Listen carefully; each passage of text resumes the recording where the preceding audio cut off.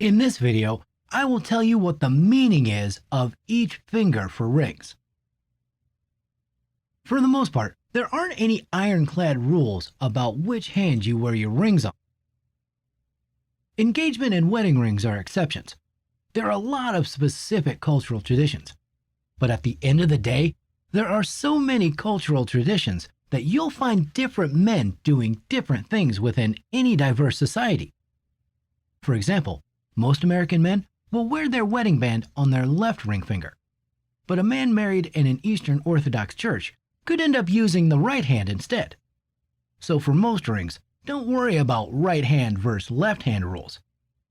You may, however, want to make a decision about which hand to wear a ring on, based on which hand symbolism fits best with the symbolism of that particular ring.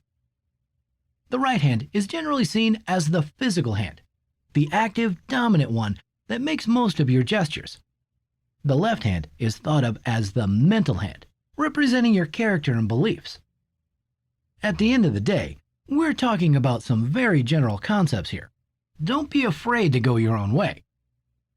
If you have large hands, you can wear larger rings. Men with smaller hands should balance their proportions by wearing smaller rings. By the same token, if you have slim fingers, keep your rings compact.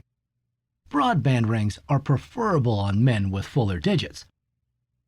Let's see the meanings for each finger. Index. It's all about pointing at things. A long time ago, very highly regarded people used index finger rings to illustrate their family coat of arms. But nowadays, this is even more unusual than wearing seal rings on the small finger.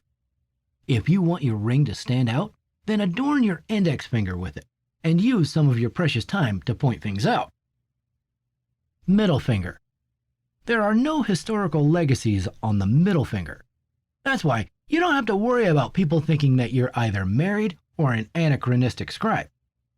On the middle finger, you can wear any ring you can think of.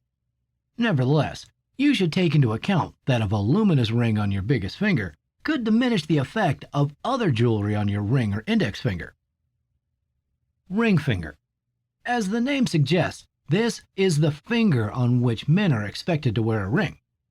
This is especially true for wedding rings that usually adorn the left hand. But there are no binding guidelines that dictate anything to you. You can wear your wedding ring on a finger of your choice, or none at all. But you should be aware that people will assume that you are married if you decide to wear a ring on your ring finger. Little finger. Historically, this finger was reserved for sealing rings used to sign official documents by pressing the front of the ring into hot wax to create a seal. As the task has been taken over by ballpoint pens and self-sealable envelopes, this function is now superfluous.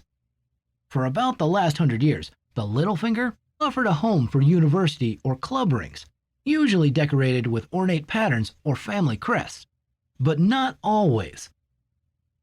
Thumb. Thumb rings are still rarely found in Europe at the moment, although their popularity is growing. In case you have already equipped a hand with 2 rings, your thumb may be the best choice to wear an additional ring. This way, you can prevent your hands from appearing overloaded. These days, choosing a finger for your ring is mostly a matter of personal preference. However, it's important to understand what your ring placement says about you to other people. That way, you can make an informed choice about which finger you choose to display your ring. I will see you in the next video.